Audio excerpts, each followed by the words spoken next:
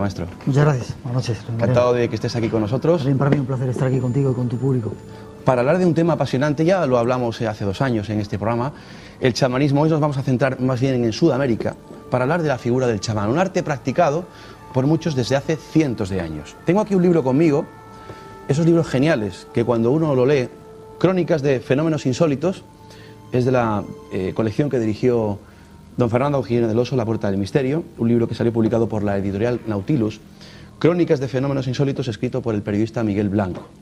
Me vas a permitir, Miguel, que lea una parte de este libro, porque son de esos libros que uno siente que de verdad nace y sale del corazón. Es un libro de verdad.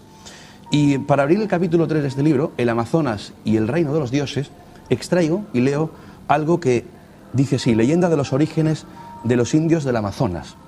Según los indios caribes y tamanacos, el dios Amilabaca fue el creador de la humanidad, del río Orinoco y del viento.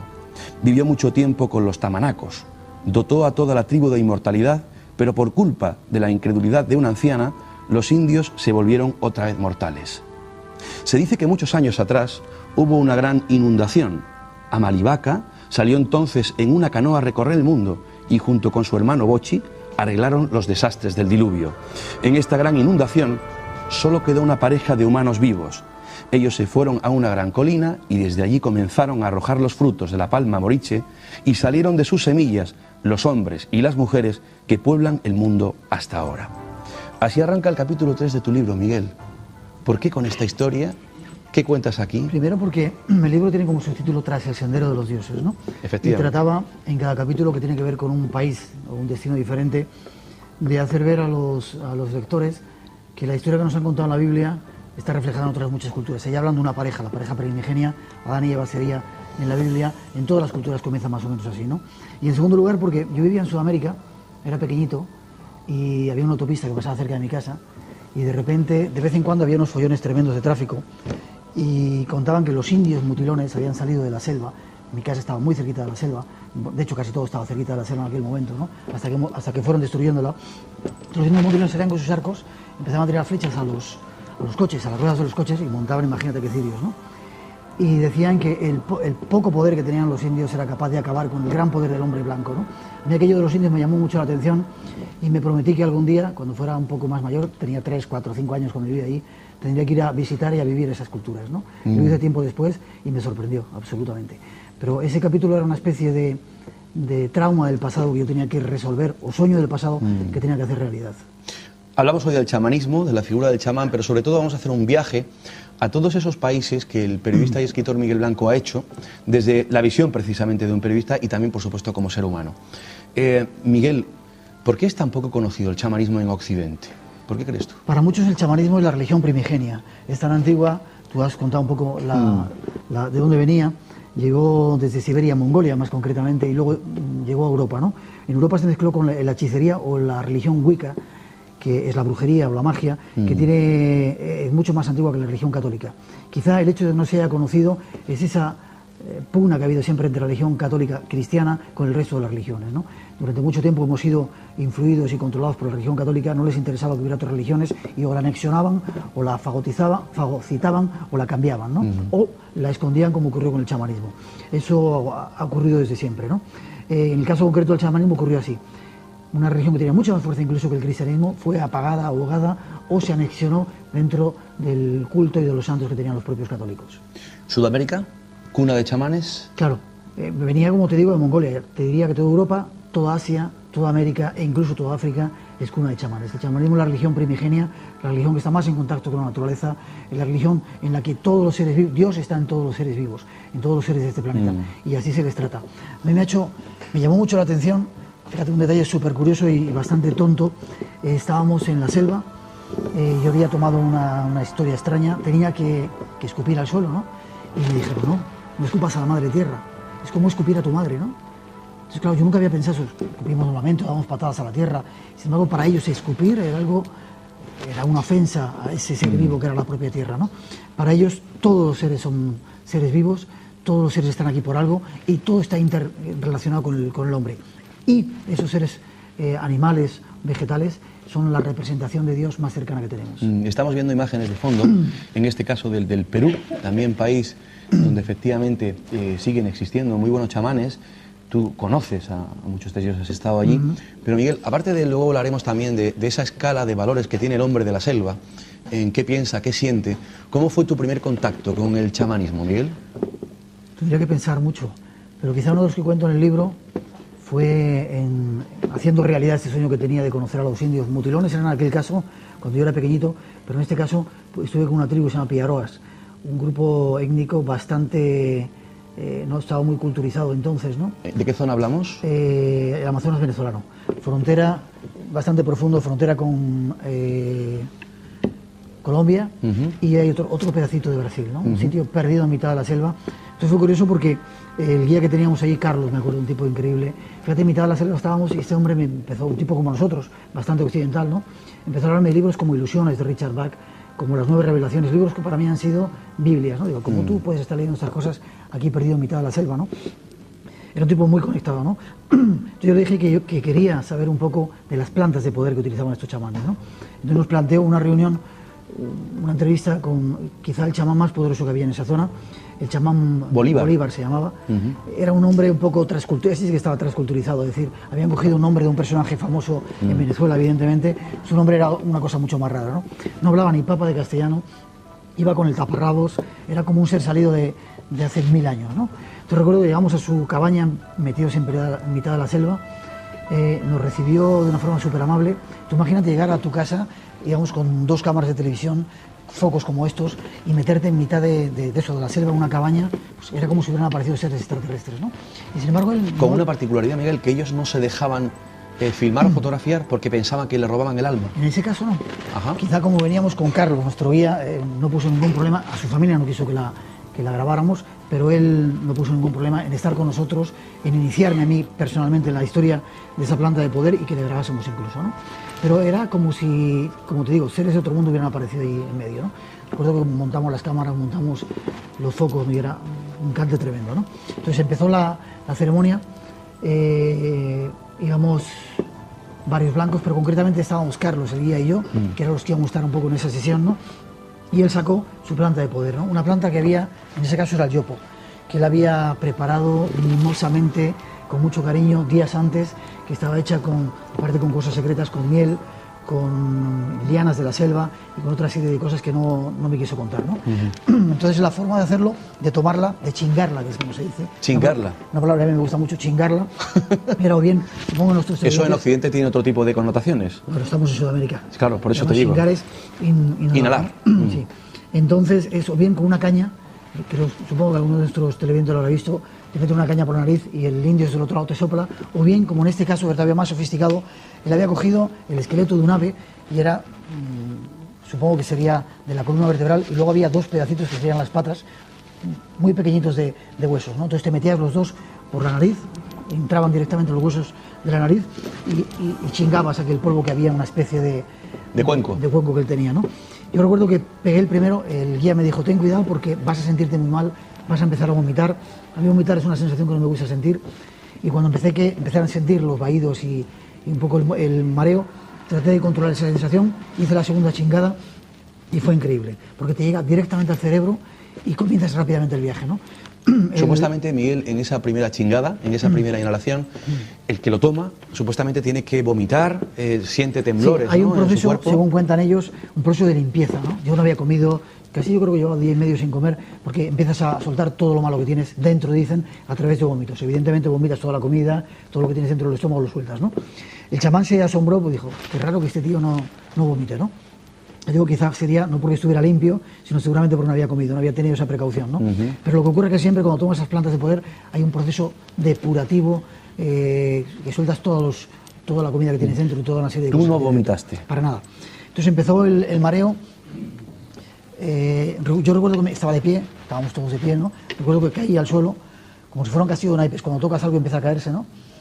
Me tumbé en el suelo y el chamán, en ese momento es cuando te llega tu animal de poder, ¿no? Algo muy importante en el chamanismo, llega el animal de poder en ese ser en el que tú te conviertes para poder viajar, ¿no? Entonces la máxima preocupación del chamán Bolívar era que yo le dijera en qué animal me había convertido, ¿no? Él de alguna forma me iba guiando, hablaba en su idioma Carlos me lo traducía y me insistía mucho en qué animal estás convertido, qué eres ahora.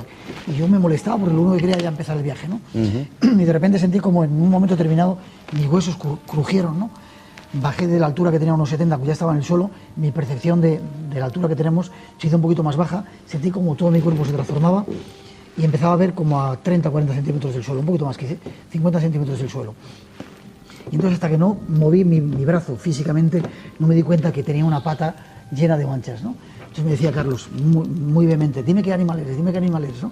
Y dije, pues soy un ocelote, ¿Leopardo? Un tigre, un leopardo. Me había convertido en ese animal, se llama de otra manera en Sudamérica, me acordaré que nunca me acuerdo del nombre, en ese animal. ¿Un jaguar? Jaguar, exactamente. Me había convertido en un jaguar, ¿no?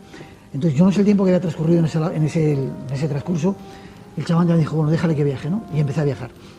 Y fue curioso porque todas mis percepciones, como te digo, cambiaron a ese nivel de 50 centímetros. Era una percepción global, no solamente veía por mis ojos, sino por... Tú no habías perdido la consciencia ni aquello fue un sueño, tú lo estabas viviendo de verdad. Absolutamente, mucho más clara y conscientemente de lo que te estoy viendo a ti ahora, ¿no? Estuve viajando por la selva, llegué a un lugar que había agua, sentí como en la pata, en mi brazo, mi mano, sentía ese frescor del agua, ¿no? Y así pasaron varias cosas, ¿no? La experiencia duró como 2 horas. Después de haberme convertido en ese animal de poder, recuerdo que empezó el viaje. Un viaje que es como un viaje astral, que es una experiencia que yo había tenido bastantes veces y que también le sorprendió, porque yo de vez en cuando tenía que contar lo que estaba haciendo, ¿no? Pues ahora estoy en un río, ahora empiezo a volar, ¿no? Sentí como que mi cuerpo salía de ese jaguar, se elevaba por encima de una cascada donde estaba, ¿no? Y empezaba a volar convertido en otro animal, ¿no? Recuerdo que en ese momento fui capaz de visitar a mi familia en España con una claridad perfecta y luego, cuando había terminado los compromisos, digamos, sociales, es cuando me encontré con un ser fascinante que era quizá la máxima facultad que tienen los chamanes. El chamán es el que tiene la puerta que te abre el contacto con los dioses, ¿no? Entonces de repente, pues, después de un montón de parafernalia, estuve en contacto con un ser que para mí era la representación más clara de uno de los dioses, con el que mantuve un contacto muy cálido, muy cercano y muy especial. Todo con una conciencia, como te digo, que difícilmente se puede tener en este planeta. Eres capaz, lo llaman visión absoluta, ¿no? O sea, ves por cualquier parte, no ves solamente por los ojos, estás viendo por la nuca, por las orejas, cada poro de tu piel es algo que está percibiendo la realidad. ¿Un estado alterado de conciencia? Evidentemente, producido por esa planta de poder, pero que te pone los instintos y los todo sentidos. Absolutamente al 1000 por 1000. Luego recuerdo que me dieron una galleta, instantáneamente aquella ilusión, que no era ilusión, era una realidad, de repente se desvaneció y volví como a la velocidad del rayo a meterme de nuevo en mi cuerpo. Había finalizado esa experiencia. Cuando te dan algo dulce, se pasa a ese estado, ¿no? ¿Es como un viaje astral, Miguel? Absolutamente, es un viaje astral inducido por una planta de poder y que luego a través de las enseñanzas o guías del chamán te hace ir a un determinado lugar, quizá encontrarte...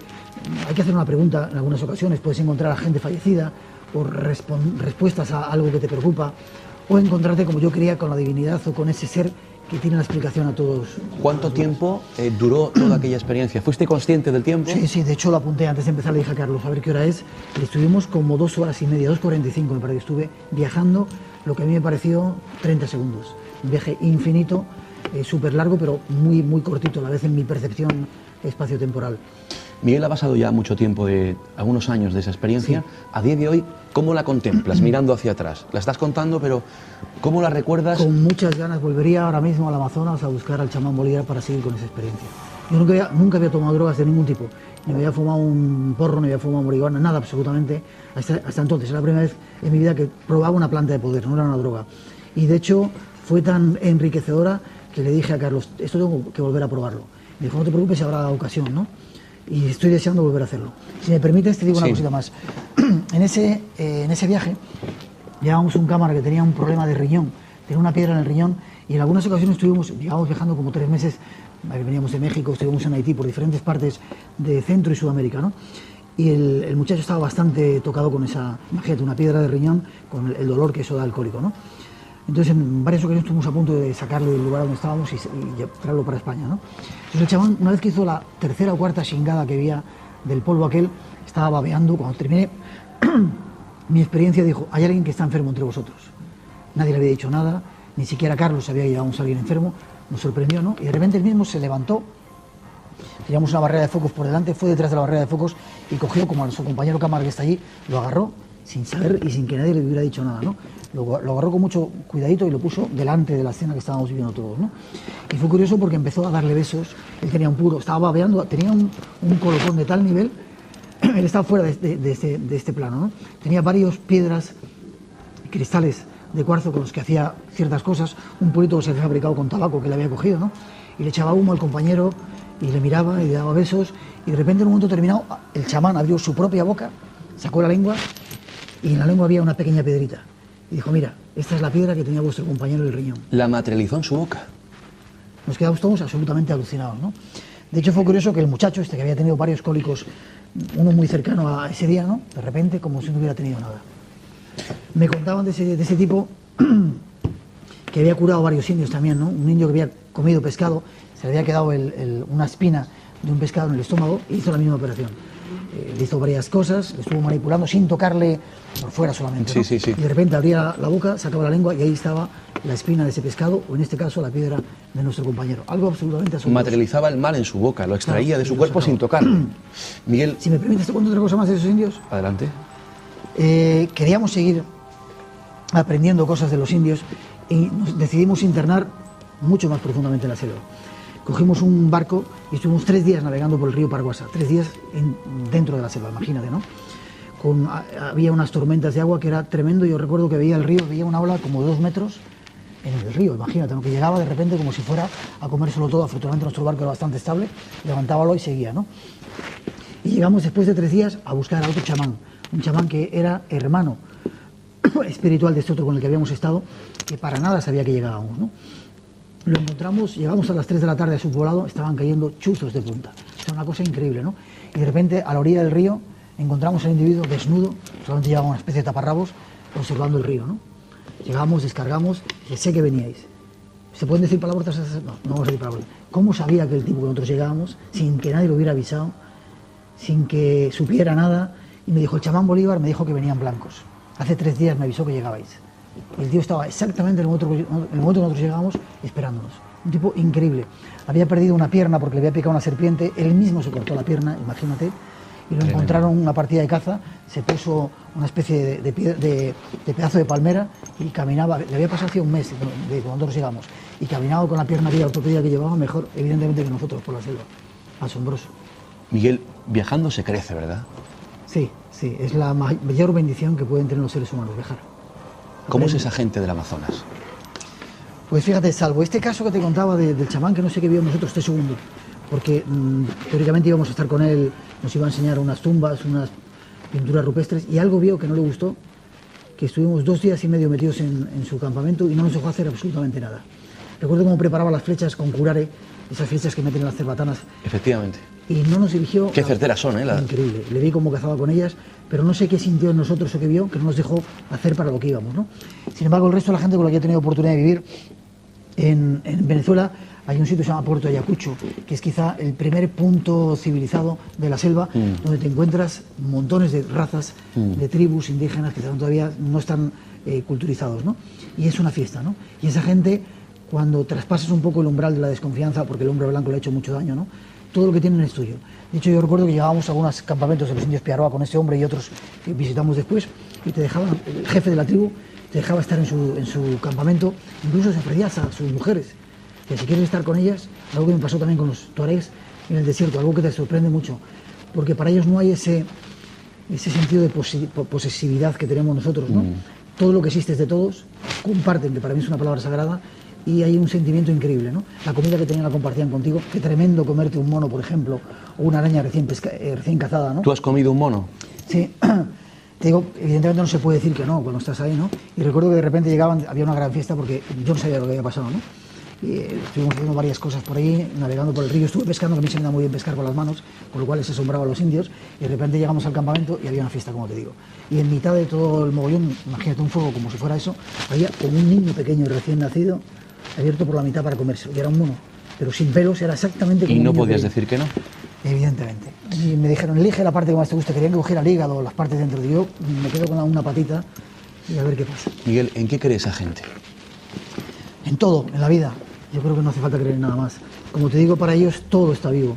Desde las piedras, desde las plantas, los animales, todo es una representación de Dios. y nunca hacen daño a nadie porque están haciendo daño a Dios y a sí mismos.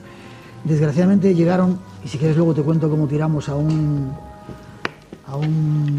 especie de sacerdote en Brasil, que me contaba, íbamos a una barca, hicimos 3 días de viaje con ellos. No sé si me estoy extendiendo mucho. Tengo que hacer nuestra primera pausa, pero Miguel, contéstame sí o no. ¿Todo gira en ese lugar en torno a la figura del chamán? ¿La figura del chamán es la más importante? Hay 2 figuras, la figura del jefe y la figura del chamán. El jefe es la autoridad, digamos, política, el chamán es la autoridad espiritual, están separados. En muchos casos, como pasaba con el chamán Bolívar, el chamán es también el jefe, el líder espiritual y el líder político social de la tribu. Yo estoy encantado porque todo lo que estás contando es apasionante, pero la información comercial obliga a que hagamos una primera pausa. Bien. Enseguida volvemos, ¿no? Este viajero, Miguel Blanco, nos está contando un montón de experiencias que ha tenido en el Amazonas, hablándonos del chamanismo, que es el tema que estamos abordando hoy. Miguel, y estábamos hablando del misionero que tirasteis. A ver, ¿cómo es eso? Llevamos 3 días navegando, esto fue en Brasil, también por la selva, con algunos indios. En Brasil hay un grupo que se llama FUNAI, la FUNAI, que protege a los indios e incluso no deja, los que están más aislados, no deja que nadie se acerque a ellos, ¿no? Y era muy curioso porque no sé cómo se metió con nosotros esa persona, era un misionero cristiano, no católico, cristiano, que durante 2 días estuvo dándonos la lata que le iba a evangelizar a los indios, a darles cultura y a que salieran de su pobre nivel de evolución, a hacerlos buenos, ¿no? Nos cansó tanto que antes de que terminara el 3er día íbamos 2 o 3 personas. Nos miramos hacia los ojos y le dijimos al de la barca, acércate un poquito a la orilla porque íbamos por un río, si lo dejamos allí se hubiera muerto, ¿no? Se acercó un poquito a la orilla, acabamos de pasar a un poblado que no estaba demasiado lejos, donde podía buscarse la vida, y le cogimos con sus trazos y lo echamos fuera. Porque nos parecía indigno, nos parecía lo peor que uno puede decir, que alguien con esa prepotencia del mundo blanco occidental quisiera cristianizar o salvar a unos indios que estaban mucho más salvados que nosotros, ¿no? Entonces yo creo que esa es una de mis buenas obras, haber tirado aquel misionero, no solamente yo, en compañía del resto de la gente, para salvar a algunos indios de la cristianización que le quería llevar ese individuo. Miguel, después de haber vivido esta experiencia que tú has contado... ¿La de los misioneros o las otras? La anterior, la de la chingada, ¿se dice? La chingada, sí. Chingada, la aspiración de ese polvo, ¿no? Ajá. ¿Eso te marca? ¿Qué ha significado para ti tener esa experiencia y cómo contemplas el mundo a partir de ahí? Bien, quizá, ¿sabes? A la gente que cree que solo lo que existe es esto que vemos, quizá lo marcaría mucho más, ¿no? Yo afortunadamente ya tenía experiencias de viajes astrales, había tenido otro tipo de percepciones desde muy pequeñito, ¿no? Con lo cual ya sabía, intuía y sentía que el mundo no era solamente esto que vemos. 2 por 2 no son 4 siempre, pueden ser otras muchas cosas, ¿no? Pero el hecho de tener una experiencia con una planta de poder, una experiencia de percepción extrasensorial como es esta, ¿no? Te hace saber y sentir que hay muchas realidades, muchas otras realidades que no vemos o percibimos con la mente, ni con los ojos, ni somos capaces de comprender con esta mente que está funcionando ahora, ¿no? Y es muy curioso porque muchas veces me pregunto qué será real, si aquello que yo sentí y viví entonces o esto que estamos viendo, ¿no? Para los orientales tú sabes que esta realidad es maya, es pura ilusión. Matrix, esa película fantástica, de alguna manera lo decía, ¿no? Y yo muchas veces cuando estoy pensando, meditando, digo, ¿no será que nos han engañado y que todo esto que estamos viendo es una mera ilusión, una proyección de alguien que nos trata de controlar y la verdad es esa otra que estamos viendo ahí? Que a través de una planta, a través de meditación, de la oración, hay 1000 sistemas para llegar a ello, pero puedes llegar a hacerlo y te encuentras con ello. Sin embargo, cada vez estamos más lejanos de esa realidad. ¿En qué me ha cambiado ahí? A mí, pues en saber que está ahí cerca, ¿no? Que hay posibilidad de abrir esa puerta y encontrarte cara a cara con los dioses, con Dios, en ver cómo hablar con animales, percibir cómo sienten, comunicarte con ellos, incluso con las propias piedras, ¿no? Esto puede sonar muy loco, ¿no? Pero es un poco el mundo del chamanismo, ¿no? El estar muy cerca de la naturaleza y el poder comunicarte con todos los seres vivos, como una realidad absolutamente perfecta. El hombre de Occidente, el hombre de la ciudad, ¿ha perdido todo eso, Miguel? Sí, lo ha perdido. Yo creo que los niños desde que nacen tienen esa posibilidad. Los niños pequeños hablan de que tienen un amigo invisible. Y eso significa que son capaces de percibir mucha más realidad que nosotros percibimos, esos otros mundos que existen, ¿no? Cuando les quitamos la capacidad de imaginar, que es la mayor capacidad, mayor poder que tiene el ser humano, es la imaginación. A nosotros lo han quitado con la televisión, con muchos de esos programas baratos que hay por ahí. Van cambiando nuestro universo y solamente es ese universo de los 5 sentidos atrofiados que tenemos y pequeñitos. Hay alguien a quien parece que le interesa que no seamos capaces de percibir esa otra realidad con mayúsculas. Miguel, ¿la figura del chamán o el chamán tiene poderes paranormales? Curiosa pregunta. Algunos sí, otros no. Yo he conocido a algunos que son gente absolutamente normal. Conozco uno, por ejemplo, el gorila le llaman, imagínate. Es el guardián de las pirámides de Teotihuacán en México. Un tipo que cuando hablas con él lo estás tomando, él toma tequila, ¿no? Cuando estás fuera del contexto es un golfo sin vergüenza que para nada dirías que tiene poderes. Ahora, cuando se sube a la pirámide del Sol o de la Luna en Teotihuacán, de repente se transforma y ves a un tipo que dices, leches. Entonces yo creo que es algo que llevan por dentro, ¿sabes? Yo creo que incluso en los genes, ¿no? Pueden ser gente absolutamente normal, que aparentemente no tienen esos supuestos poderes que nosotros buscamos cuando vamos viajando por ahí, ¿no? Pero de repente cuando tocan el clip, cuando está en su papel, en lo que realmente es, de repente se transforma y ese individuo, recuerdo que estaba allí, decía, o sea, había gente que estaba fuera de contexto y estaba preocupado porque teníamos que coger un avión, no penséis en el avión, decía, ¿cómo este tío sabe que yo estoy pensando que después de esta historia vamos a coger un avión? O sea, con una capacidad de telepatía, de conocer lo que estaba pasando tremenda, ¿no? Y otros muchos, como el chamán, Piaroa, con el que estuve Bolívar, se le notaba que era un tipo con muchos poderes.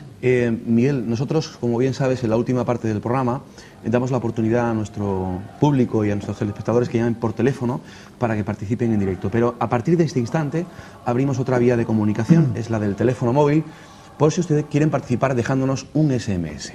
La pregunta que hacemos hoy es: ¿qué piensa usted del chamanismo, de lo que estamos hablando, de lo que está contando Miguel Blanco esta noche? A través de su teléfono móvil puede dejar un mensaje poniendo la palabra RTV, espacio y su comentario al número 7757. Palabra RTV, espacio, su comentario, su opinión al número 7757. Miguel, te invito ahora a ver unas imágenes, les invito a ustedes a ver unas imágenes que tú probablemente conocerás, comentadas por el buen amigo y periodista Lorenzo Fernández, de una hechicera chamán creo que en el Perú. Vamos a ver esas imágenes. Así pues, en una cabaña sombría que se cae a pedazos, en la zona más marginal del barrio de Belém, nos encontramos con Daniela. Ella asegura ser hechicera y asegura que es capaz de dominar la magia negra, trabajando con los dos palos que interceden en la misma, el del bien y el del mal. Daniela nos ofrece la posibilidad de participar en una ceremonia en la que ambos frentes se unen con un único objetivo: realizar un hechizo. Y nosotros, como es lógico, aceptamos. Al poco de comenzar el ritual, la hechicera intenta sanar a una enferma, pero no con medicina tradicional o natural, sino con el poder que supuestamente poseen las piedras que tiene a su lado. Pero hay otros métodos quizás menos ortodoxos, pero que para ella son igualmente eficaces, con los que intenta espantar a los malos espíritus que poseen a su paciente y que, en definitiva, son causantes de todos sus males. En la ceremonia no falta el humo de los mapachos, el cigarro de la selva, que forja una atmósfera densa y cargada de sensaciones. No en vano, este humo es el puente que une el mundo visible con el de los terribles espíritus. Los cánticos van aumentando su vigor, mientras la hechicera inicia los prolegómenos de la sanación.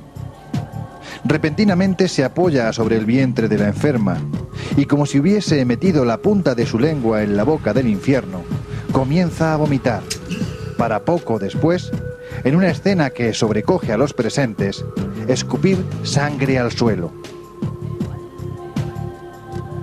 Más adelante nos asegura que es el mal que ha sacado del cuerpo de la anciana mujer. Sea como fuere, lo cierto es que la estampa no deja de ser asombrosa.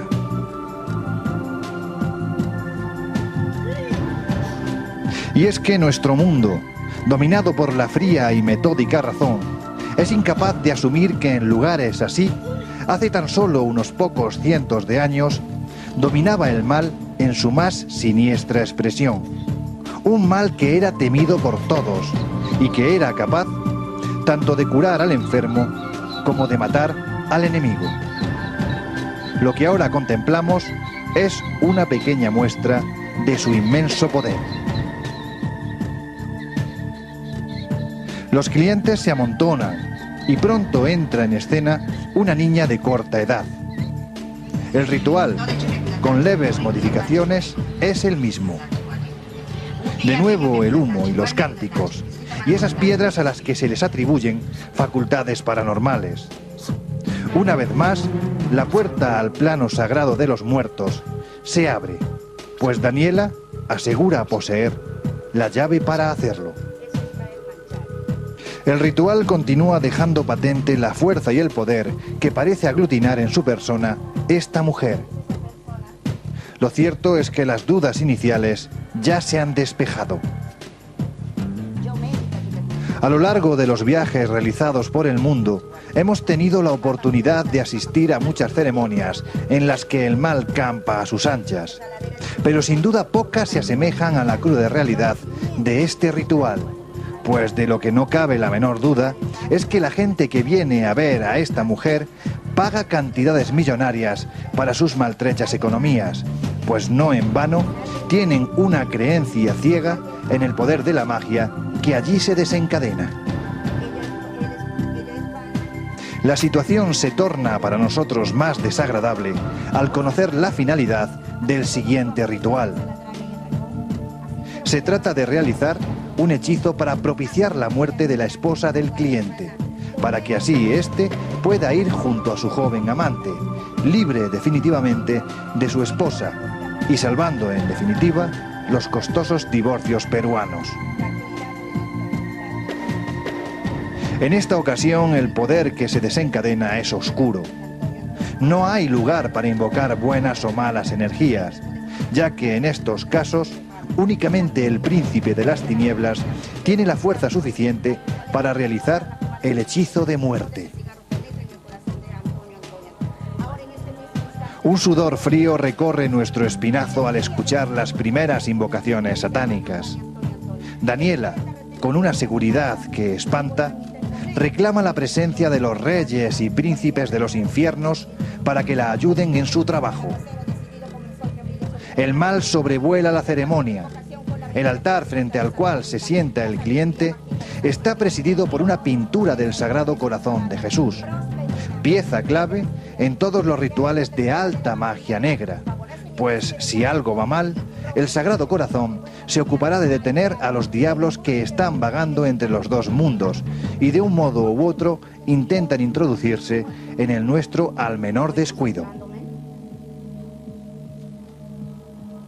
Bailes, conjuros e invocaciones recorren la estancia. El mal está presente y la hechicera lo sabe.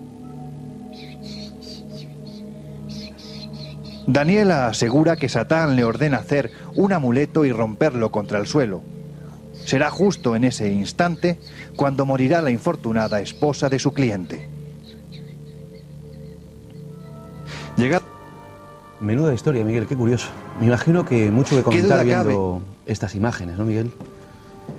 Sí, lo que pasa es que a veces esto no tiene nada que ver, bueno, tiene poco que ver con los chamanes, estos son hechiceros. Y en el mundo por ahí adelante hay tipos increíbles, ¿no? Pero el chamán también es hechicero. No. Ajá. El chamán tiene mucho más que ver con el mundo espiritual y sobre todo, como te digo, el que tiene la llave que abre la puerta con ese otro plano, ¿no? A veces puede curar, pero normalmente no hace magia. La magia la hacen los hechiceros cuando bajan a hacer cosas de plantas, etcétera, o los brujos. Eso, digamos, sería otra rama.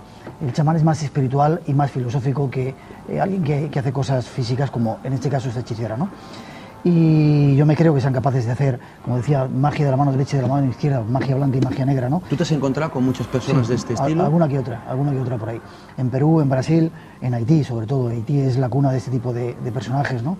Y gente que yo creía que no tenían tanto poder, o sobre todo poder para hacernos daño a nosotros, y he podido comprobar en mi propia carne que llegan a tener esa fuerza para poder hacerte daño si se ponen, sí. ¿De verdad? Sí.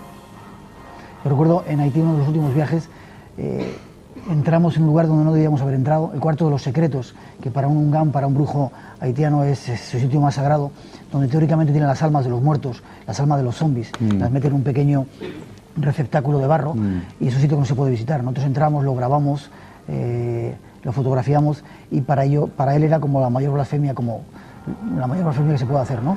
Y nos echó una maldición y yo acabé estando enfermo, una extraña enfermedad que casi me lleva a la muerte. Estamos viendo ahora imágenes, sí, de un chamán en el Amazonas. Miguel, ¿hace cuánto tiempo que viajaste ahí al Amazonas? Estaba varias veces, la última vez era cuestión de 6 años. Ahí seguramente van a tomar ayahuasca. Ajá. Ese es otro capítulo del que vamos a hablar a continuación, la ayahuasca, porque también es otro alucinógeno, ¿no? Sí. Hemos hablado en este programa varias veces de la ayahuasca. Es otra planta de poder, sí.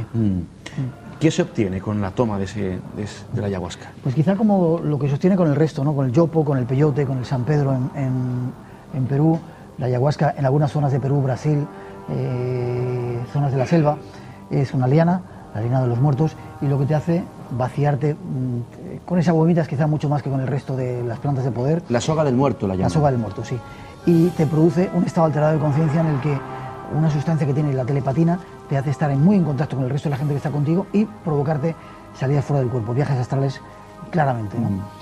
Yo no he llegado a probar la ayahuasca, quizá porque digo, como no me gusta vomitar, pero he vivido situaciones parecidas y por los estudios que se han hecho antropológicos, lo último que acabas consiguiendo es exactamente lo mismo con cualquiera de ellas, ¿no? La finalidad de cualquier planta de poder es ponerte de cara a los dioses, conocerte a ti mismo primero, encontrarte contigo mismo y pasar ese umbral que nos separa de ese otro mundo, ¿no? Y la ayahuasca es una de esas plantas tremendas para poder hacerlo. Miguel, ¿todo el mundo tiene un animal dentro? Me refiero a la primera experiencia que contaste. Sí, decías que tú te convertías en un animal. Todos, según los chamanes, todos, cada uno de nosotros tenemos un animal de poder que nos da fuerza, que nos cuida, que nos protege, ¿no?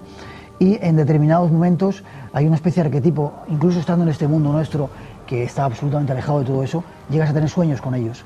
Sueñas con un determinado animal que te gusta, un delfín, y ese parece ser tu animal de poder, ¿no? Por eso estaba tan empeñado el chamán Bolívar que yo le dijera en qué animal me había convertido. Primero me convertí en eso, luego me convertí en otra cosa, ¿no? Un animal que volaba, ¿no? Pero siempre hay uno que te representa, que te da la fuerza, que te acompaña, que te ayuda, etc.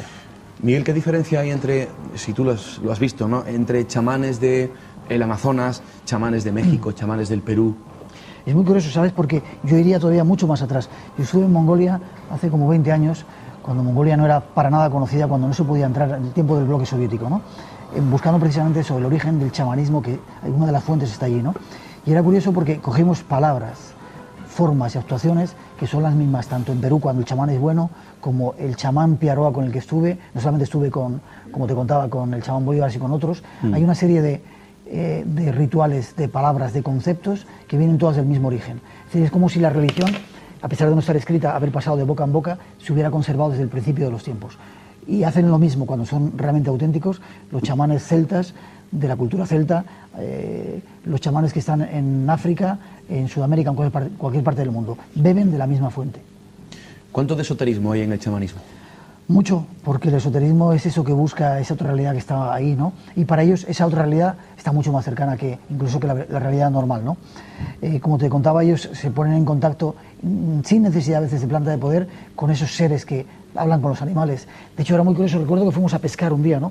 Te contaba que yo soy muy bueno, me enseñó mi padre a pescar con las manos, ¿no? Y yo, claro, decía, ya está, tíos... ¿A pescar con las manos? Con las manos, sí.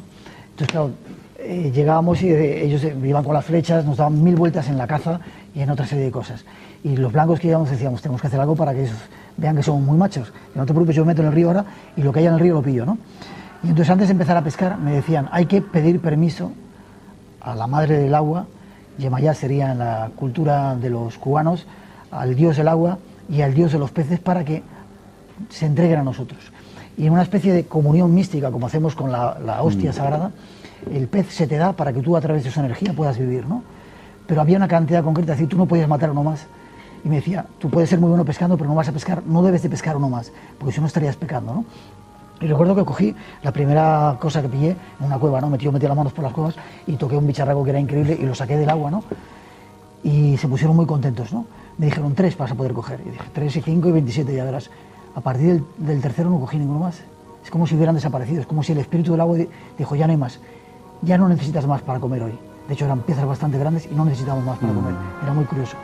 Mandamos un saludo muy especial a Ángel Alcalá, que es periodista, escritor, también chamán, con el que hicimos un programa hace 2 años sobre este particular. Él está en Málaga, pero Miguel, ¿hay chamanes en España? Yo creo que no, el chamán es el que está enraizado en su cultura. Cualquier cosa que la sacas de su cultura es un sucedáneo. Habrá supuestos chamanes, igual que hay supuestos babalaos o supuestos videntes del Perú. No, no creo que los haya. Hay que estar muy enraizado con la cultura, con la tierra, muy cercano a la naturaleza, y aquí estamos cada día más lejos de todo eso. ¿Cuál ha sido la experiencia que más te ha marcado, lo que más te ha impactado con respecto a un chamán? Aparte de la del chamán Bolívar, claro. Aparte de esa, en Perú que ojalá podamos ir el próximo verano a Perú. Tuvimos una experiencia con San Pedrito. San Pedro es un cactus que preparan también y que la gente que lo tomó tuvieron unas experiencias increíbles. Era muy curioso, yo estaba de guardián, desgraciadamente no pude tomar esa planta de poder que yo quería. No sé si hubiera sido capaz, porque era una especie de blandiblue, eso que venden para los niños, una especie de moco verde, con una textura imposible, y te tenías que comer, ¿sabes? Yo recuerdo que estaba ayudando, como te digo, al chamán, estaba de guardián. Dentro de la ceremonia hay personajes que son los que guardan las puertas y ayudan al trabajo del chamán, y a mí me tocó estar de guardián, ¿no? Entonces yo era el que servía a mis pobres compañeros ese San Pedro, ¿no? Y lo cogía, bueno, no se podía partir, había que trocearlo como se podía, ¿no? Y meterse aquello en la boca era el ejercicio más tremendo y seguramente asqueroso que yo hubiera podido hacer. Seguramente yo no hubiera podido comerlo, ¿no? Pero mis compañeros se lo tomaban, y fue curioso porque recuerdo uno de ellos que salió después de 2 horas de experiencia allí dentro, salió fuera y me dijo, esto es una mentira, no ha servido para nada. Pero en el momento que puso el pie fuera de la cabaña donde estábamos y vio las estrellas, algo en su cerebro le pegó un chasquido y empezó el viaje. Y fue increíble, ¿no? Estuvieron como una persona que hizo 3 tomas y estuvo 2 días y medio con el efecto del San Pedro. Pero sentías como estaba unido a la otra persona, es decir, primero que pasaban de una parte del cerebro al otro, ¿sabes? Esos 2 hemisferios que tenemos, y luego cómo estaban unidos entre ellos con una capacidad de percepción increíble. Miguel, está dando la sensación...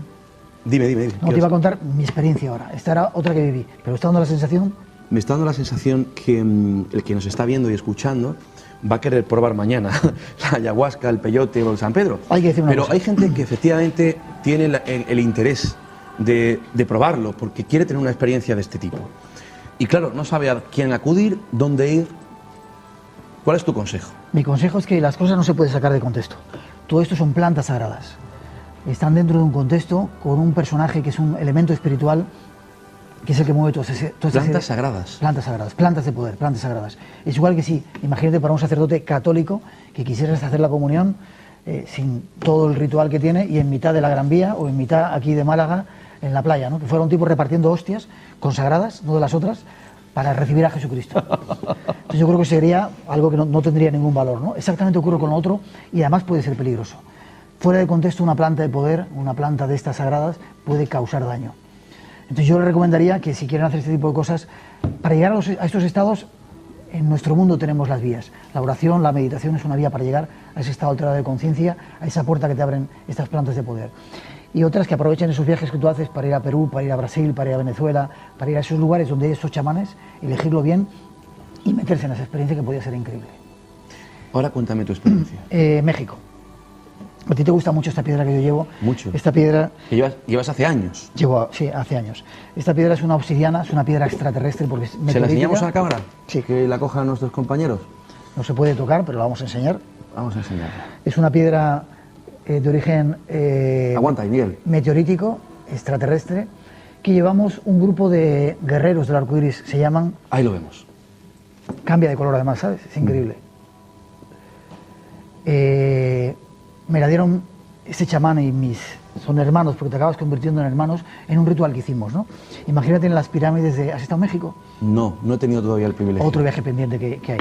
En las pirámides de Teotihuacán, un sitio fascinante, con este hombre que te contaba antes, tuvimos la oportunidad de poder meternos dentro de la pirámide y luego salir a un lugar donde los antiguos guerreros mexicas, los aztecas que vivían allí, hacían los rituales, quizá el ritual más sagrado que tienen ellos, ¿no? Un ritual de limpieza y de sanación.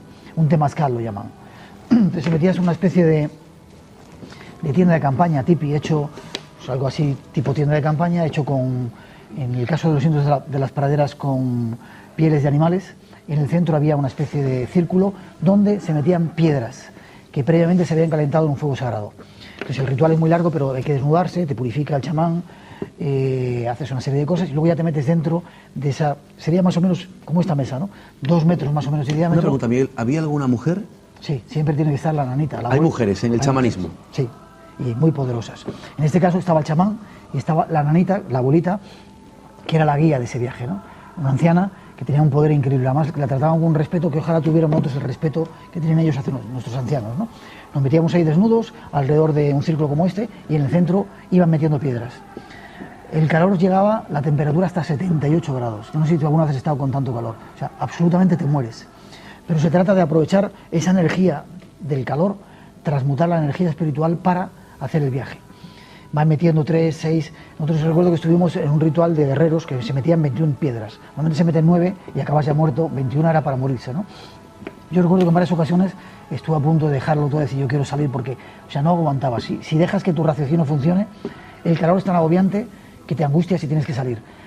Aprendí el truco de transformar ese calor en energía y de repente pasa todo el calor, pasa todo y ves que empiezas a salir de tu cuerpo. Recuerdo que la primera imagen que vi era de la gente que estábamos allí, cómo salía de la cabeza una especie de luz que se juntaba en el medio del tipi y salía flotando hacia arriba, ¿no? Y cómo había una simpatía entre todos, más que simpatía, un amor especial entre toda la gente, ¿no? Te convertías en animal de poder, te encontrabas contigo mismo, que es lo más duro que te puedes encontrar. Ahí de repente descubrí que yo no era ni alto, ni rubio, ni tenía mucho pelo, ni tenía los ojos azules. Me di cuenta que era un tipo vulgar, que estaba medio calvo, que era bajito, que los ojos los tenía verdes, es decir, un tipo vulgar. Empezó la realidad. Y quizás lo más duro que tiene el guerrero que enfrentarse es la propia realidad, no las imágenes que tenemos de cada uno de nosotros, que nos han metido, el ego, etcétera, ¿no? Y la segunda cosa que me pareció fascinante, que para mí fue lo mejor que viví, fue que tuve que revisar uno por uno cada una de las cosas que había hecho en mi vida. Pero, te cuento un ejemplo, ¿no? Pidiendo perdón, hasta que no me perdonaban, no podía pasar a la siguiente etapa, ¿no? Todo aquel era un proceso como de muerte. Lo he vivido, lo que cuentan, lo he vivido en otra ocasión, ¿no? De las diapositivas que ves antes del momento de tu muerte, y esas diapositivas son todos fragmentos de tu propia vida, ¿no? Exactamente pasaba en ese estado, pero con una conciencia increíble. Y recuerdo que yo he pedido perdón a mucha gente a la que sé que he hecho daño, a otra mucha gente sé que no la he hecho, o sea, no soy consciente, pero también les he pedido perdón, ¿no? Pero recuerdo el caso, fíjate, de un niño que en la India me pidió una limosna, ¿no? Yo aquel día estaba hasta el culo de los indios, de la India y de las limonas, y al chavalito le dije, déjame en paz, ¿no? Aquel niño se me apareció en mitad de todo aquel proceso y me tuve que poner en su punto de vista. Yo le pedí perdón, dije, lo siento, tío, aquel día estuve mal, ¿no? Pero me tuve que poner en su punto de vista. Y hasta que no sentí el dolor que le produje a aquel chavalito, no fui capaz de pasar. Y hasta que él no me perdonó, no pasé a la siguiente experiencia. No sé si me explico. Totalmente. Es decir, aquel día le machaqué la vida porque él estaba ilusionado que aquel turista le iba a dar $1 y con $1 hubiera solucionado una semana el problema que tenía en la familia. Y aquel, iba a decir un taco, aquel individuo, que era yo en ese momento, le rechazó, ¿no? Hasta que no me puse en su lugar y me perdonó, no pude pasar a la siguiente. Y así con todas las cosas que he hecho en mi vida. Para terminar la experiencia, de repente viajas, encuentras de nuevo a ese Dios, esa presencia que he tenido oportunidad de ver en varias ocasiones, y es la experiencia más increíble que uno puede vivir. Y eso sí que se lo recomiendo a cualquiera. Si cerca de aquí, que hay gente que lo hace en Málaga, en Almería, sé que lo están haciendo en Murcia, hacen un temazcal, que lo prueben porque es la mejor experiencia a través del calor para llegar a un mundo espiritual. El poder curativo del perdón es importante. No lo sabes tú bien. Miguel, tenemos que hacer nuestro segundo alto en el camino. ¿Ya? Sí, volvemos enseguida. No se vayan de ahí, hasta ahora mismo. Más fascinante es que uno puede pasar el fin de año. Primero salir del mogollón de aquí y luego estar en ese sitio tan mágico, ¿verdad? ¿Puedo ir con vosotros? Me encantaría que vinieras, Miguel. Me encantaría. Ojalá. Inshallah, como se dice allí. Vamos a recibir una primera consulta. Está justo detrás mía el doctor Miguel Ángel Pertierra. Como saben ustedes, es el asesor médico y científico de este programa. Y por supuesto la medicina tiene que hablar y tiene que decir cosas sobre la ayahuasca y sobre todo este tipo de alucinógenos. Doctor Pertierra, buenas noches. Hola, buenas noches. Adelante. Buenas noches también a Miguel, a mi tocayo Miguel Blanco. Yo quería hacer una serie de comentarios sobre lo que él ha dicho del peyote o de la ayahuasca o del San Pedro. Realmente lo que producen son trastornos de despersonalización, que él lo llama como fuentes de poder y demás. Pero realmente lo que hace es un salir de la personalidad del ser. Yo lo que le quería comentar también, porque han salido una imagen de Lorenzo Fernández en Iquitos, en Perú, en el barrio de Belén, que realmente es una ciudad bastante curiosa, era sobre que hiciera comentario, que nos comentase por favor el mercado de plantas y el mercado de sustancias que hay curativas, porque realmente yo creo que una parte, ya no fuera del chamanismo, pero sí en la cultura tradicional del Perú, y creo que sería bastante interesante. Muchas gracias. Gracias, Miguel Ángel. Cuando dices Miguel Ángel trastornos, yo no sé si es algo peyorativo, trastornos de la personalidad, no sé si te refieres a algo peyorativo. Esas plantas de poder crean estados alterados de conciencia. Yo no diría trastorno, ¿sabes? Porque si eso es un trastorno, yo quiero estar trastornado toda mi vida. En cuanto a los mercados, la selva, de hecho hay muchas multinacionales farmacéuticas que están trabajando y están haciendo grandes inversiones en determinadas partes de la selva. Dicen que ahí están los remedios a las enfermedades pasadas, las presentes y las futuras. De hecho, los chamanes o los indios tienen esa sabiduría de utilizar las plantas. De hecho, ellos no tienen ningún tipo de medicina como la nuestra, ¿no? Y sin embargo no mueren, salvo cuando han llegado los blancos y les han contagiado enfermedades nuestras, ¿no? Entonces yo creo que ahí está la farmacia del futuro. Todavía ahora, a pesar de que miles de especies vegetales están desapareciendo diariamente, ¿no? Y cuando vas a un mercado, como tú decías, en Iquitos o en Ayacucho, en Puerto Ayacucho, en Venezuela, o en esos infinidad de lugares, ¿no? Te quedas alucinado la cantidad de plantas que se utilizan, cómo saben para lo que se utilizan. Y yo tuve la oportunidad una vez, tenía un fuerte dolor, no teníamos analgésicos y me tomé una de aquellas cosas que decían y fue mano del santo. O sea que bendito sea esa gente que sabe tanto y tienen tan cercana esa sabiduría de la naturaleza. Insisto que no son estados, no son trastornos, y si son trastornos yo quiero estar trastornado. Vamos a recibir una consulta de alguien que está al otro lado del teléfono. Buenas noches. Sí, hola, buenas noches. ¿Con quién hablamos? Con Paco. ¿Perdón? Paco. Paco, a ver si es posible que nuestro compañero Jorge Pérez Torres de Sonido suba un poco el volumen aquí para poder escuchar mejor. Adelante, Paco. Sí, hola, buenas noches. En primer lugar, saludar a todos y sobre todo a Miguel. Miguel, yo te quería hacer un par de preguntas. Mira, ya te preguntaron la otra vez que qué pasaba con tu programa Espacio en Blanco, si iba a volver, no iba a volver, porque la verdad es que te echamos de menos en la radio. En fin, no hay muchos programas serios de este tema. Eso es una cosa. Y otra cosa, si nos puede contar, ¿qué pasó con el Espacio en Blanco, que cuando más audiencia tenían este tipo de programas se perdió de la parrilla? Te lo digo de verdad, porque te veo con muchas ganas y con mucha ilusión en comunicar, en divulgar, y es una pena que estés ahí, yo qué sé, hibernando. Venga, Miguel, cuéntanos algo. Gracias. Muchas gracias, Paco. Un abrazo fuerte para ti. Te lo dije antes de empezar el programa, son muchos los amigos que siguen este espacio, que preguntan constantemente cuándo volverá Espacio en Blanco y qué pasó. ¿Qué pasó? Porque el programa se acabó y, bueno... El programa ha tenido varias épocas, ¿no? En Radio Nacional de España, que nos cesaron fulminantemente. ¿Te cuento lo que pasó? Claro, ¿por qué no? Fue curioso. Habíamos descubierto, ¿te acuerdas de la historia de los tomates de la colza, el aceite de colza? Me acuerdo perfectamente, Miguel. Nosotros descubrimos, junto con otros periodistas, que no había sido el tomate, sino que era el aceite. Perdón, que no había sido el aceite, sino el tomate. Que es lo que decía la gente, sino que había sido el tomate. Nadie se atrevía a contar esa historia y tuvimos que contactar con una periodista alemana, Gudrun Grenke, me acuerdo todavía, quizás viva por aquí porque vivía por la costa, que fue la que contó la versión extraoficial, ¿no? Y recuerdo que una semana antes me dijo el director de Radio Nacional: ten cuidado que estáis hablando de cosas peligrosas, ¿no? Hay que contarlo, ¿no? Estábamos en pleno mogollón del aceite de colza, ¿no? Contamos la versión de que no había sido el aceite de colza, que había sido una prueba de medicina, de armas bioquímicas, que se había inoculado determinada partida de tomates que estaban en Almería, una determinada cantidad de anilinas y de sustancias que provocaban ciertos efectos en el cuerpo, ¿no? Que se sabía de lo que provocaban, que se hizo, era una prueba de guerra bacteriológica, ¿no? Que se tenía desde el principio el antídoto para curar eso y que sin embargo se hizo un seguimiento dejando que la gente enfermara e incluso muriese, ¿no? Nosotros contamos todo eso, ¿no? Curiosamente, evidentemente no nos podían echar por eso porque hubiéramos montado un escándalo, ¿no? Pero a la siguiente semana, después de haber contado eso, que íbamos a seguir hablando, me llega el director y dice: hay una publicidad que ha entrado en el programa. Digo: ah, qué bien, Radio 5 entonces hacía publicidad, ¿no? Digo: qué bien, ¿no? Es un crecepelos. Digo: bueno, ya me gusta menos, ¿no? Yo estaba empezando a quedarme calvo, ¿no? Y dice: además la tienes que hacer tú. Dije: mira, yo no puedo recomendar un crecepelos cuando me estoy quedando calvo, no puedo engañar a la gente, ¿no? Y me dijo: bueno, pues si no lo haces te vas a la calle. Dije: bueno, pues tendré que irme a la calle, ¿no? Y nos echaron fulminantemente.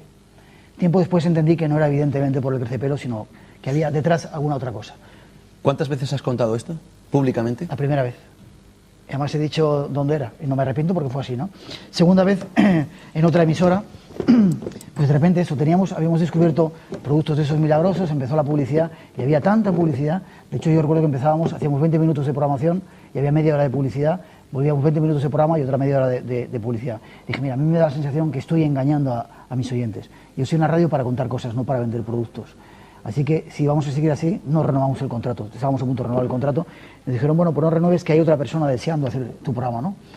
Vino otra persona, evidentemente, en la cadena que estábamos y nos fuimos a la calle. Y te decía cuando íbamos en el coche que yo pagaría por hacer radio. O sea, yo hasta pagaría porque para mí es la pasión máxima que tengo, siempre y cuando no esté condicionado por la publicidad. Yo sé que las emisoras comerciales, la publicidad es necesaria, ¿no? Pero no que eso vaya en detrimento del programa o que sea solamente eso lo que prime. Miguel, yo no suelo dar mi opinión en este programa para intentar ser objetivo, ¿no? Y que sea el propio invitado, que es la estrella, evidentemente, la estrella entre comillas, lógicamente, quien debe hablar. Pero ya que hay tanta sinceridad de por medio, yo también voy a comentarte algo. y con respecto un poco ya al mundo del periodismo y con respecto a los medios de comunicación sobre este tipo de temas. No sé si se puede decir públicamente que el programa en el que tú colaborabas en Canal Sur Televisión ha cesado, para bien o para mal de muchos. Tierra de Nadie. Tierra de Nadie, Qué ha bonito, cesado, bonito título. ya deja de emitirse. Yo tengo que decir públicamente que desde esta casa, Radio Televisión Benalmádena, yo tengo una completa libertad para hablar de lo que quiera. El director de esta casa, José Luis Moreno, jamás se ha metido en mi trabajo, jamás me ha dicho lo que tengo que decir y hacer. Y evidentemente ha habido y está habiendo llamadas de teléfono de grandes televisiones interesadas, en este caso en mi persona. Pero claro, es lo que quieren ellos hacer y yo jamás voy a entrar por el aro de ellos. Eso lo digo públicamente y me enorgullece estar trabajando en esta casa, sobre todo porque puedo hacer lo que yo creo que es lo honesto y lo bueno. No sabes, lo hemos venido hablando en el coche, la suerte que tienes, eres un ser afortunado y será que te lo mereces. Yo no he llegado todavía a merecérmelo. Por eso tengo que trabajar en otros sitios haciendo cosas que a veces no son lo que a mí me gustaría, pero bueno, eres un ser afortunado e insisto que te lo mereces. Gracias, Miguel. Tenemos una llamada de teléfono y luego vamos a tener una consulta del público. Termino de la radio. Ojalá dentro de poco podamos hacer radio, lo estamos deseando. O sea que atentos, lo anunciaremos, vendré a tu programa, te lo contaré para volver a hacer el espacio en blanco y reunirnos toda esa cantidad de gente que estábamos ahí, esa familia que está ahí esperando. Cuenta conmigo para ese programa. Por favor. Recibimos esa consulta. Buenas noches. Buenas noches, Luis. ¿Con quién hablamos? Reme, de Fuengirola. Adelante, Reme. Y desde luego que eres honesto, doy fe. Solamente era para darle la enhorabuena a Miguel, porque es alucinante. Yo no dejo en casa hablar a nadie. Vamos, aquí ni se respira. Enhorabuena, Miguel. Gracias, Reme, un beso grande. Gracias. Luis, nos vemos. Gracias, Reme, buenas noches. Qué bonito. Es el cariño, de verdad, la fidelidad de la gente, Qué bonito. la que de alguna forma, Miguel, tú lo sabes bien, nos hace seguir aquí Sí, señor. para contar cosas, Qué informar. suerte tienes. Recibimos otra consulta de un colaborador de este programa, Gabriel Wildemar. Gabriel, buenas noches. Buenas noches, Luis Mariano, y buenas noches a nuestro invitado. Quería comentarle que me llama la atención que siendo un gran viajero y especialista también en la zona amazónica y conociendo como conoce incluso algunas de las instituciones de la región, como ciertas ONG que preservan a los indígenas, o la alusión que hacía usted antes al FUNAI, etcétera, no tenga usted ningún conocimiento, ninguna noticia de la labor meritoria que hacen los misioneros, que no todos son como este hombre de la barca, sino que hay muchos que se dedican a la defensa de los indígenas, a la lucha por la justicia social, por los derechos de los campesinos, a proteger a los indígenas y a la selva contra las empresas multinacionales petroleras, madereras y otros y las farmacéuticas también. Y bueno, y que hay muchas personas que deben su vida, su educación y su salud. Entonces, pues quisiera simplemente recordarle que también existen este otro tipo de personas que no merecen ser expulsadas de la barca. Te doy... Gracias, Gabriel, por ese apunte, porque... Evidentemente, yo pido disculpas, quizá he sido muy... generalista, ¿no? Generalista, evidentemente. Hay gente, y yo admiro mucho a esos misioneros que van a dar amor simplemente, no a cambiar las ideas, sino a compartir con ellos, ¿no? Y como tú dices, están haciendo una labor en casi todas partes de la selva, preservando no solamente a los indios, a los indígenas, su cultura, sino la naturaleza. Pero sabes que hay una punta de lanza de cierto sistema que tiene que ver con la forma de vida americana, que antes de meter las colas van este tipo de misioneros. Esos son los que yo tiro al agua y creo que hice la labor perfecto. Porque detrás de ellos entran las carreteras, entran los buscadores de petróleo, entran los que cortan la madera, etcétera, etcétera. Pero el resto, amén, y gracias a ellos por la labor que hacen. No sé si, compañeros, tenemos alguna llamada de teléfono. Repetimos nuestro número, 952 57 70 09. Tenemos otra consulta de nuestro amigo Paco. Buenas noches, Paco, adelante. Hola, buenas noches. Bueno, le pregunto a Miguel, que me llama la atención siempre que parece que no se puede desligar el tema de las drogas del tema del chamán. No sé si es que en el mundo chamánico no funcionaría este mundo sin la presencia de este tipo de plantas de poder o drogas, o se conocen casos de chamanes que puedan actuar sin necesidad de recurrir a este tipo de sustancias. Y por otra parte, el tema que ha comentado del experimento bacteriológico, si sabe qué organismo, nacional o internacional, pudo ser el precursor de esto. Me quitaron lo que más quería, que es el programa del Espacio en Blanco, me lo quitaron. ¿Quieres que ahora me metan en otro lío? Un laboratorio multinacional, un laboratorio muy importante, no solamente en España, multinacional, alemán, no te voy a dar más datos. Pero está publicado, o sea, si buscáis por ahí, ya está publicado. De hecho, nuestro querido amigo catalán, Faber-Kaiser, escribió un libro, El muñeco roto, o algo así se llamaba, en el que, después de nosotros haber contado la historia, también lo denunció. Él murió en extrañas circunstancias. Algunos miembros de la familia creen que yo no sé, Miguel, demasiado. Si tuviste el privilegio y la oportunidad de entrevistar a Andreas Faber-Kaiser. Sí, muchas veces. A mí me hubiese encantado poder traerle aquí y entrevistarle. Muchas veces. Porque ese hombre, qué vida tan interesante, sí, y cómo acabó. El misterio de su muerte, porque sigue siendo de alguna forma un misterio. Absolutamente. Aunque oficialmente murió por el SIDA. Sí, pero el SIDA se inocula, igual que otras muchas cosas. Por eso a veces hablar mucho. Yo antes era muy valiente, ahora ya tengo un bebito que acaba de nacer hace 3 meses, tengo hijos y ya me he vuelto un poco más... drogas, yo no lo llamaría drogas, plantas de poder. No tiene nada que ver con las drogas. La droga es algo que sale fuera del contexto y que se utiliza fuera de ese ritual espiritual. Permíteme que te diga, yo he hecho diferentes rituales con esos chamanes, solamente en una ocasión he tomado peyote, el resto no he necesitado esa planta de poder para vivir las mismas sensaciones que se vivían con el peyote. Se puede conseguir sin esas plantas de poder. Ayuda quizá, es más rápido, pero no es necesario. Es decir, las plantas de poder son un elemento, pero no es imprescindible, ni único, ni hace falta, es el único pasaporte que tienes para eso, lo puedes conseguir de otras maneras. Tenemos una consulta por teléfono. Ustedes recordarán Andreas Faber-Kaiser, escritor de muchos libros, sobre todo ese que fue muy polémico, pero muy conocido. Jesús vivió y murió en Cachemira. Recibimos esa llamada. Buenas noches. Hola, buenas noches. ¿Con quién hablamos? Con Luisa. ¿Perdón? Luisa. Lisa, adelante. Yo quería preguntarle que por qué siempre que se habla de chamanes, siempre se habla en masculino, nunca se habla en femenino, si dice que también hay mujeres que son mucho más importantes que los hombres. Exacto. Porque podría explicarlo más o menos un poco. Muy bien, Lisa, gracias. Gracias. Buenas noches. Chamanes es un nombre general, ni masculino ni femenino. Hay chamanes hombres y chamanes mujeres. De hecho, las mujeres, yo te contaba cuando estaba en esa experiencia, la nanita, la abuela, tenía mucho más grado dentro de la jerarquía que nosotros tenemos en los guerreros del arco iris, hay una jerarquía, ¿no? Y la abuelita era uno de los cargos superiores, ¿no? Porque la mujer es quizá la que más sabiduría, estamos hablando de sabiduría, no de conocimiento, más sabiduría innata trae, incluso de esos otros planos. Es más sabia que el hombre. Evidentemente. Aparte de más inteligente, es más sabia. Y entonces en este caso hay igual hombres que mujeres, pero he conocido chamanas, si se puede utilizar la palabra, muy poderosas también, que tenían mucho conocimiento y mucha sabiduría. Recibimos otra llamada, Miguel. Buenas noches. Sí, buenas noches. Mira, en primer lugar, para felicitar a este caballero. ¿Cómo se llama usted? ¿Cómo se llama? Victoria. Victoria. Adelante. Para felicitar a este caballero porque lo que está diciendo es auténtica verdad. Los indios son personas extremadamente sabias y muchas veces se dice, no, es que es un indio. No, es que ese indio sabe más que tú. Yo lo digo por experiencia propia, ¿no? He estado en Venezuela, he estado en muchos sitios de América y son gente digna de admiración. O sea que ante todo les felicito porque está diciendo la verdad. Buenas noches, muy amable. Buenas noches, Victoria. Muchas gracias. Victoria, evidentemente. Pero qué pena que la nada, este mundo nuestro, yo lo llamo la nada con la película, la historia interminable que me encanta, ¿no? Esa nada que avanza cada día más, ¿no?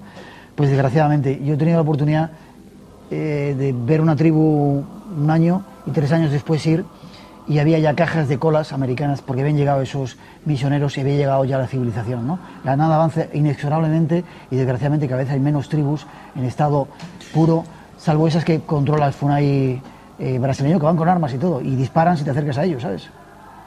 Vamos a recibir otra llamada, la última de la noche. Buenas noches. Buenas noches, Luis Mariano. ¿Con quién hablamos? Pues con un amigo tuyo, Antonio Ruiz Moreno, de Málaga. Adelante, Antonio. Pues principalmente agradecimiento por la entrada que me habéis permitido. Muchas gracias, muy buen programa. Ya me conoce que algunas veces he llamado yo y he estado allí con vosotros. Incluso cuando estaba Miguel Blanco en Radio Nacional de España, Radio 5, también salí con él, que él a lo mejor no se acuerda muy bien, porque es muy largo de contar. Y una cosa puntual, pues quería dar un agradecimiento muy grande a todos nuestros hermanos, tanto de allí de Sudamérica, estas personas, como de todas partes del mundo. Y como yo, entre otras cosas, pues lo que hago es predicar del Señor y de la Virgen, que es una cosa importantísima, que es el amor al hermano, el amor al prójimo de nuestro Señor Jesucristo, amaos los unos a los otros como yo he amado. Y una de las cosas que dice Jesucristo en estos últimos días del final de los tiempos y del Apocalipsis, que se predicará mi evangelio y entonces vendrá el fin. Enhorabuena por el programa, un abrazo, Miguel, aunque no te acuerdes de mí, y para ti también, que tú sí sabes que soy yo, Antonio, que algunas veces hemos hablado y tú me conoces, y no quiero entreteneros, que muy muy agradecido por el programa y por la entrada que me habéis permitido. Que el Señor y la Virgen os bendiga. Gracias, Antonio. Muy buenas noches. Un abrazo para él también. ¿Me permites que diga algo? Sí, por favor. Cuando hablamos de cosas así extrañas, legendarias, lejanas, parece que hay que ir a esas cosas. Cualquier cosa que yo he conseguido con los chamanes, con los tuaregs, con los indios hindúes en la India, lo puedes conseguir aquí. Cada cultura tiene su propia vía para alcanzar la iluminación y nosotros la tenemos muy cerca. La religión, la oración, la meditación. No hace falta ir a chamanes para encontrar la verdad. La verdad está, afortunadamente, es tan grande que está desperdigada en muchos lugares y solamente hace falta tener la intención de buscarla, porque se encuentra. Miguel, te voy a hacer una pregunta muy personal. Es la última pregunta del programa de esta noche. Sí, no, la última no puede ser nunca. La penúltima. Vale. Miguel, después de tantos viajes, después de tanto lo aprendido, lo experimentado, ¿qué es lo más importante en la vida, Miguel? El ser humano, el que tiene cerca. Cuanto más cerca, más importante.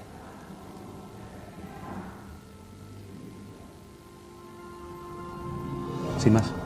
Sin más. Lo que eso conlleva, el respeto, el amor, el saber amar, todo eso, ¿no? Miguel Blanco, muchas gracias por haber visitado este programa, por ser un valiente, porque lo eres, por contar todas estas cosas, y esperemos siguiendo disfrutando de tus crónicas, de tus experiencias y de tus investigaciones. Gracias a ti por el privilegio de estar en tu programa y compartir esa suerte que tienes haciendo lo que te gusta. Te despedimos con este caluroso aplauso, Miguel.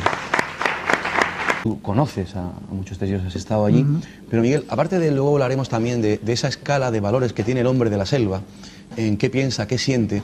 ¿Cómo fue tu primer contacto con el chamanismo, Miguel? Tendría que pensar mucho, pero quizá uno de los que cuento en el libro fue haciendo realidad este sueño que tenía de conocer a los indios. Mutilones eran en aquel caso, cuando yo era pequeñito, pero en este caso pues, estuve con una tribu que se llama Piaroas, un grupo étnico bastante... no estaba muy culturizado entonces, ¿no? ¿De qué zona hablamos? El Amazonas venezolano. Frontera bastante profundo, frontera con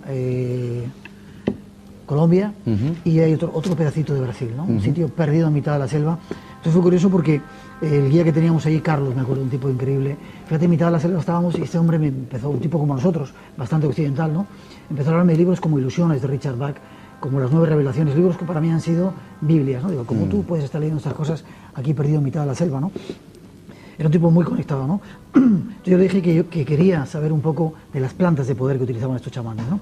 Entonces nos planteó una reunión, una entrevista con quizá el chamán más poderoso que había en esa zona, el chamán Bolívar se llamaba. Era un hombre un poco transculturizado, sí que estaba transculturizado, es decir, habían cogido un nombre de un personaje famoso en Venezuela, evidentemente, su nombre era una cosa mucho más rara, ¿no? No hablaba ni papa de castellano, iba con el taparrabos, era como un ser salido de hace 1000 años, ¿no? Entonces recuerdo que llegamos a su cabaña, metidos en mitad de la selva, nos recibió de una forma súper amable. Tú imagínate llegar a tu casa, digamos, con 2 cámaras de televisión, focos como estos, y meterte en mitad de eso, de la selva, en una cabaña, pues era como si hubieran aparecido seres extraterrestres, ¿no? Y sin embargo... Con una particularidad, Miguel, que ellos no se dejaban filmar o fotografiar porque pensaban que le robaban el alma. En ese caso no. Ajá. Quizá como veníamos con Carlos, nuestro guía, no puso ningún problema, a su familia no quiso que la grabáramos, pero él no puso ningún problema en estar con nosotros, en iniciarme a mí personalmente en la historia de esa planta de poder y que le grabásemos incluso, ¿no? Pero era como si, como te digo, seres de otro mundo hubieran aparecido ahí en medio, ¿no? Recuerdo que montamos las cámaras, montamos los focos, y era un cante tremendo, ¿no? Entonces empezó la ceremonia, íbamos varios blancos, pero concretamente estábamos Carlos, el guía, y yo, que eran los que íbamos a estar un poco en esa sesión, ¿no? Y él sacó su planta de poder, ¿no? Una planta que había, en ese caso era el yopo, que él había preparado mimosamente, con mucho cariño, días antes era capaz de acabar con el gran poder del hombre blanco, ¿no? A mí aquello de los indios me llamó mucho la atención y me prometí que algún día, cuando fuera un poco más mayor, tenía 3, 4, 5 años cuando vivía ahí, tendría que ir a visitar y a vivir esas culturas, ¿no? Lo hice tiempo después y me sorprendió, absolutamente. Pero ese capítulo era una especie de trauma del pasado que yo tenía que resolver, o sueño del pasado que tenía que hacer realidad. Hablamos hoy del chamanismo, de la figura del chamán, pero sobre todo vamos a hacer un viaje a todos esos países que el periodista y escritor Miguel Blanco ha hecho desde la visión precisamente de un periodista y también, por supuesto, como ser humano. Miguel, ¿por qué es tan poco conocido el chamanismo en Occidente? ¿Por qué crees tú? Para muchos el chamanismo es la religión primigenia. Es tan antigua, tú has contado un poco de dónde venía. Llegó desde Siberia, Mongolia más concretamente, y luego llegó a Europa, ¿no? En Europa se mezcló con la hechicería o la religión Wicca, que es la brujería o la magia, que tiene, es mucho más antigua que la religión católica. Quizá el hecho de que no se haya conocido es esa pugna que ha habido siempre entre la religión católica cristiana con el resto de las religiones, ¿no? Durante mucho tiempo hemos sido influidos y controlados por la religión católica, no les interesaba que hubiera otras religiones y o la anexionaban, o la fagocitaban o la cambiaban, ¿no? O la escondían, como ocurrió con el chamanismo. Eso ha ocurrido desde siempre, ¿no? En el caso concreto del chamanismo ocurrió así. Una religión que tenía mucha más fuerza incluso que el cristianismo fue apagada, ahogada o se anexionó dentro del culto y de los santos que tenían los propios católicos. ¿Sudamérica? ¿Cuna de chamanes? Claro, venía, como te digo, de Mongolia. Te diría que toda Europa, toda Asia, toda América e incluso toda África es cuna de chamanes. El chamanismo es la religión primigenia, la religión que está más en contacto con la naturaleza, es la religión en la que todos los seres vivos, Dios está en todos los seres vivos, en todos los seres de este planeta, y así se les trata. A mí me llamó mucho la atención, fíjate, un detalle súper curioso y bastante tonto. Estábamos en la selva, yo había tomado una historia extraña, tenía que escupir al suelo, ¿no? Y me dijeron, no escupas a la madre tierra, es como escupir a tu madre, ¿no? Entonces, claro, yo nunca había pensado eso, escupimos un lamento, damos patadas a la tierra. Sin embargo, para ellos escupir era una ofensa a ese ser vivo que era la propia tierra, ¿no? Para ellos todos los seres son seres vivos, todos los seres están aquí por algo y todo está interrelacionado con el hombre. Y esos seres animales, vegetales, son la representación de Dios más cercana que tenemos. Estamos viendo imágenes de fondo, en este caso del Perú, también país donde efectivamente siguen existiendo muy buenos chamanes. Antes, que estaba hecha aparte con cosas secretas, con miel, con lianas de la selva y con otra serie de cosas que no me quiso contar, ¿no? Entonces la forma de hacerlo, de tomarla, de chingarla, que es como se dice. Chingarla. Una palabra que a mí me gusta mucho, chingarla. Pero bien, supongo que nuestros Eso en Occidente tiene otro tipo de connotaciones. Pero estamos en Sudamérica. Claro, por eso te digo. Chingar es inhalar. Sí.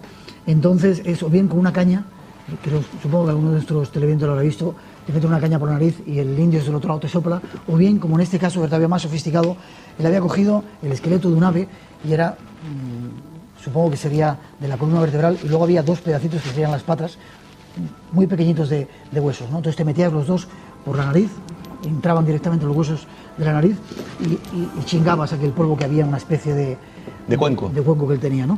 Yo recuerdo que pegué el primero, el guía me dijo, ten cuidado porque vas a sentirte muy mal, vas a empezar a vomitar. A mí vomitar es una sensación que no me gusta sentir, y cuando empecé a sentir los vaídos y un poco el mareo, traté de controlar esa sensación, hice la segunda chingada y fue increíble, porque te llega directamente al cerebro y comienzas rápidamente el viaje, ¿no? Supuestamente, Miguel, en esa primera chingada, en esa primera inhalación, el que lo toma, supuestamente tiene que vomitar, siente temblores, sí, hay un ¿no? proceso, según cuentan ellos, un proceso de limpieza, ¿no? Yo no había comido, casi yo creo que llevaba 10 y medio sin comer, porque empiezas a soltar todo lo malo que tienes dentro, dicen, a través de vómitos. Evidentemente vomitas toda la comida, todo lo que tienes dentro del estómago lo sueltas, ¿no?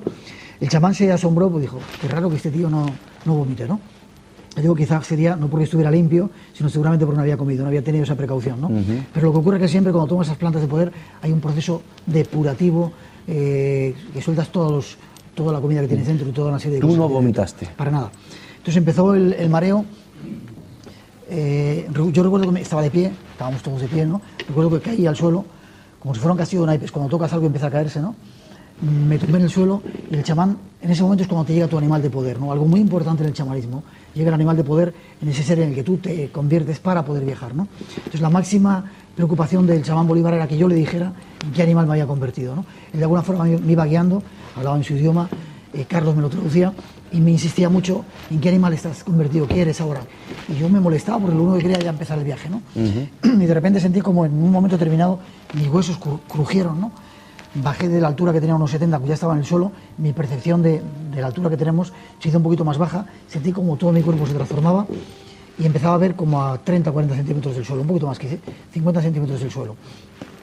Y entonces hasta que no moví mi brazo físicamente, no me di cuenta que tenía una pata llena de manchas, ¿no?